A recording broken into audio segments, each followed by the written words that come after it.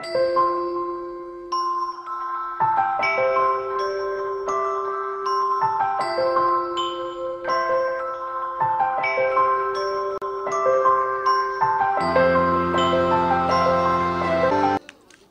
के इस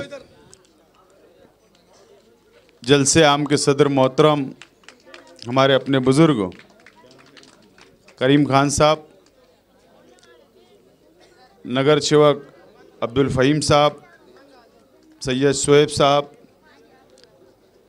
डॉक्टर बाकी साहब,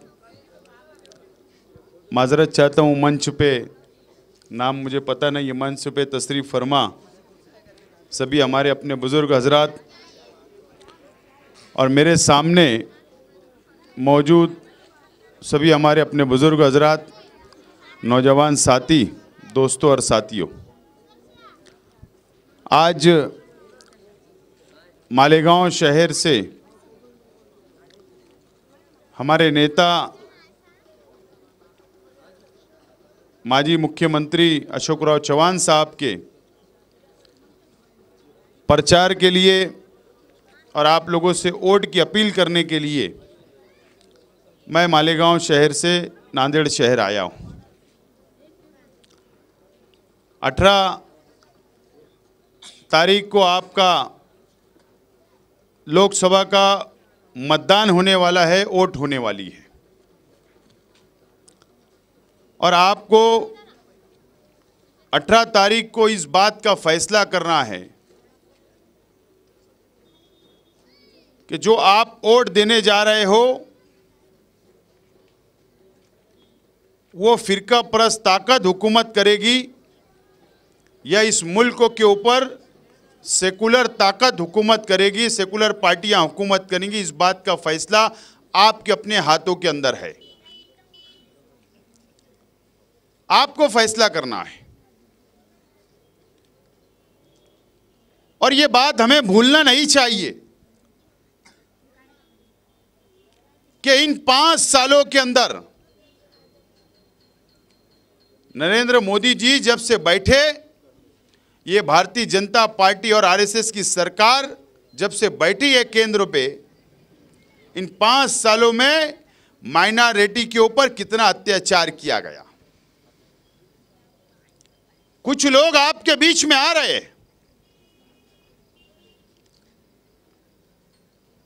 कोई वंचित के नाम पर आ रहा है, कोई उत्तर प्रदेश का गठबंधन को लेकर यहां पर आ गए और आपको यह बोलने की कोशिश की जाएगी कि फला हमारा भाई खड़ा है उसको वोट दे दो, फला हमारा दोस्त खड़ा है उसको वोट दे दो। हमें उनसे कोई दुश्मनी नहीं है, कोई दुश्मनी नहीं है,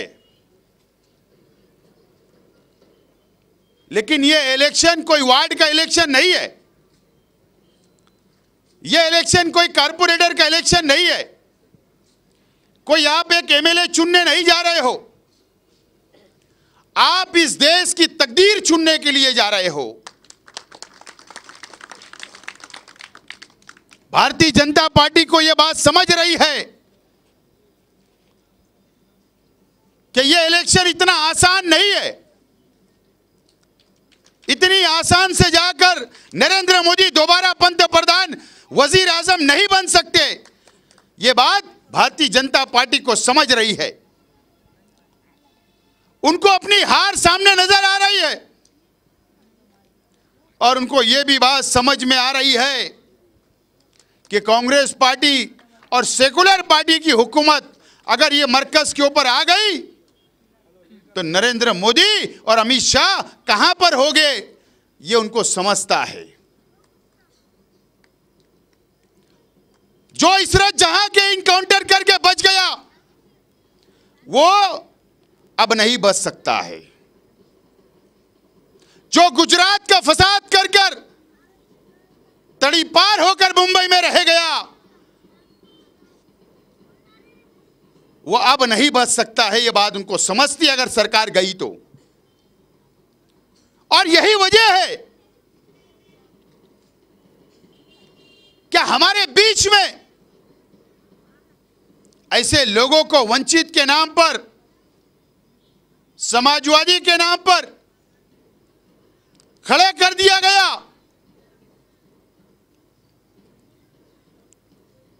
क्या हमारी वोटों का डिवाइडेशन हो जाए, हमारी वोट बढ़ जाए और फिर हुकूमत भारतीय जनता पार्टी की बन जाए, यहां से अशोक राज चौहान साहब इलेक्शन हार जाए, आप कमजोर हो जाए। इस तरीके की साजिश रची जा चुकी है।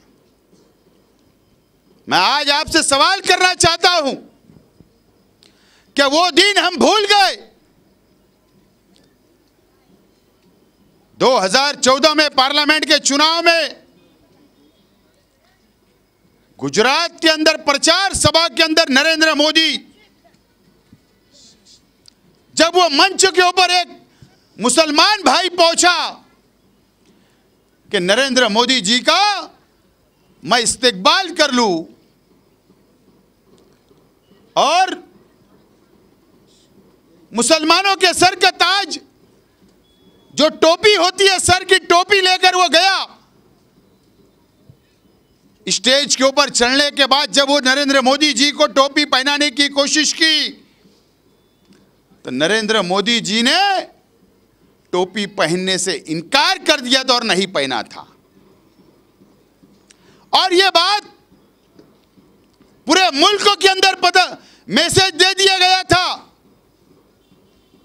यह दिखा दिया गया था आरएसएस की तरफ से, भारतीय जनता पार्टी की तरफ से, कि मुसलमानों की वोट की जरूरत नहीं है, उनके बिगैर हम सरकार करेंगे। मैं आज आपसे पूछना चाहता हूं, मुझे बताओ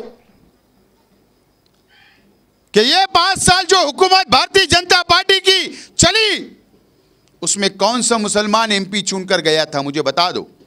एक भी नहीं था, एक भी नहीं। हमारे बिगैर हुकूमत चली, 5 साल चली। ये महाराष्ट्र की सरकार, मुझे बताओ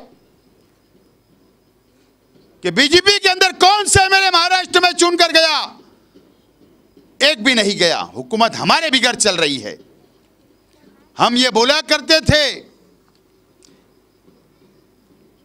कि हमारे बिगैर हुकूमत नहीं चल सकती इस मुल्कों के अंदर, लेकिन आज हमें यह समझना होगा कि हमारे बिगैर भी हुकूमत चल रही है। हमारी वोटों की अहमियत कम हो चुकी है, हमारी वोटों की कोई अहमियत नहीं रह गई।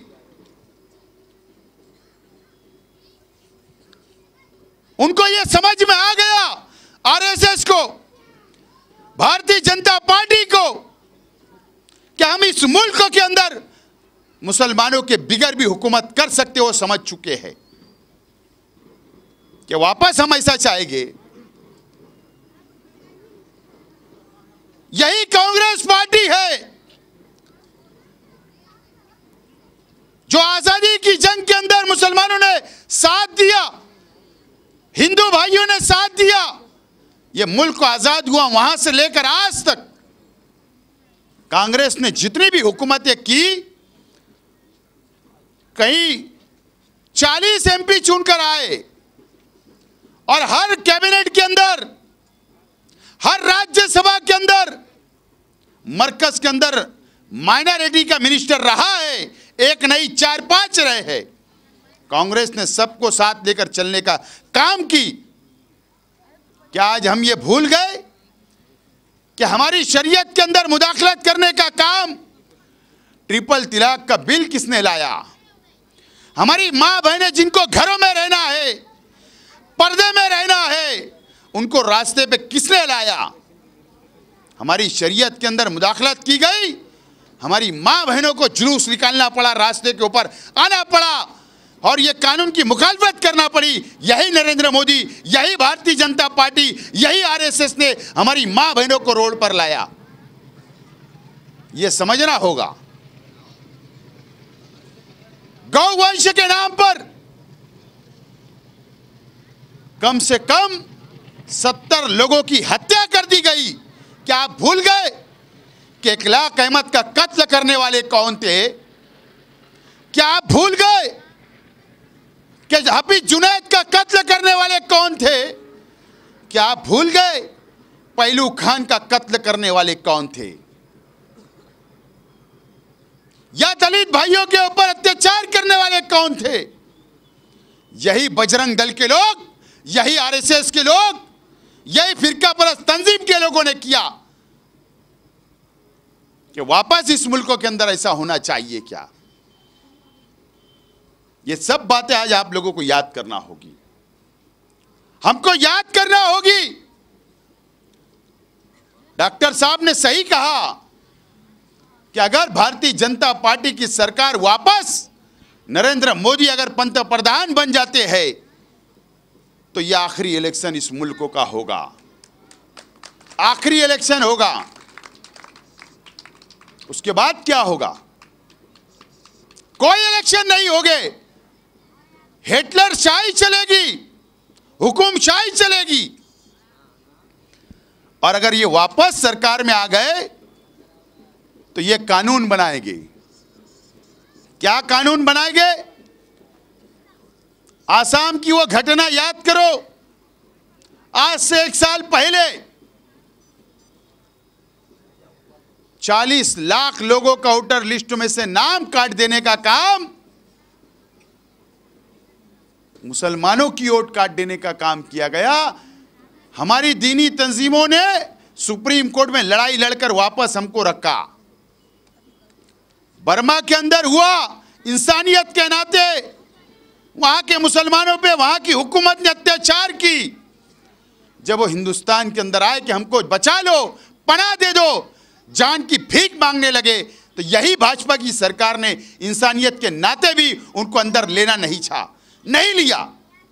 वो बांग्लादेश के अंदर पनाह चाहे, यही करेंगे अगर ये सरकार में आएंगे। हमारी वोट छीन लेंगे, हक, हमको वोट देने के लायक भी नहीं रखेंगे, हमारा इख्तियार छीन लेंगे। हमारे नौजवानों से मैं बोलना चाहूंगा कि मेरे नौजवान साथी, बहुत लोग आएंगे, बहुत जज्बाती तकरीर करेंगे, बहुत वर्गलाएंगे, बहुत कौम मिल्लत का दुआएं दी जाएगी आपको।